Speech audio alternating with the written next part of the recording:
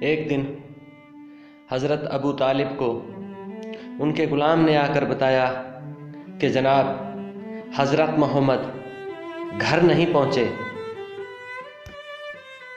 آپ نے آباء و اجداد کا پڑا ہوا ایک صندوق کھولا، جس میں سے 17 خنجر نکالے اور اپنے 17 غلاموں کو بلایا، ہر ایک کو ایک ایک خنجر دیا اور کہا کہ اسے چھپا لو۔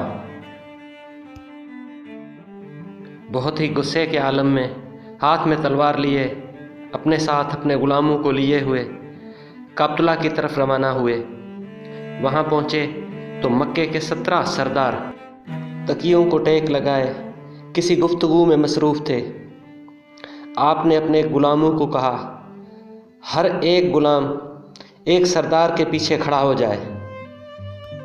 غلاموں کو یہ حکم دے کر آپ پہاڑی کی طرف چلے گئے۔ جب وہاں پر پہنچے، حضرت محمد صلی اللہ علیہ وآلہ وسلم عبادت میں مصروف تھے۔ آپ نے ان کو کندھے پہ اٹھایا اور واپس آ گئے۔ اب چہرے پہ اطمینان تھا۔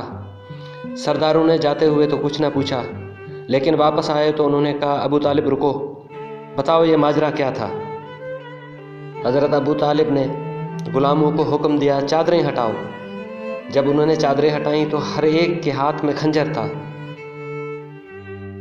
حضرت ابو طالب نے کہا کہ میں نے اپنے غلاموں کو حکم دیا تھا کہ اگر محمد نہ ملے تو میرے آنے کا انتظار مت کرنا، ان سب کی گردنیں کاٹ دینا۔